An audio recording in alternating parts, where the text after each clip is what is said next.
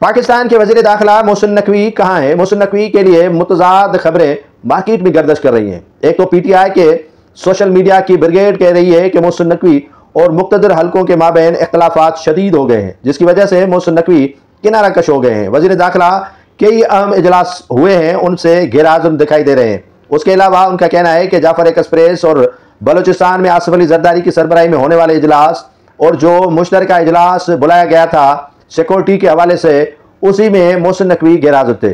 मोहसिन नकवी जो इन दिनों कहाँ है, किसके पास है या कहाँ उनकी जो है वो उठक बैठक है, ये तो मालूम नहीं हो सका है, लेकिन मीडिया पर ये मुसलसल खबरें आ रही हैं कि मोहसिन नकवी वज़ीर दाखिला के मुक़्तदर हलकों के साथ इख्तिलाफ़ात शुरू हुए हैं, जिसकी वजह से मोहसिन नकवी ने किनारा कश होना शुरू कर दिया है।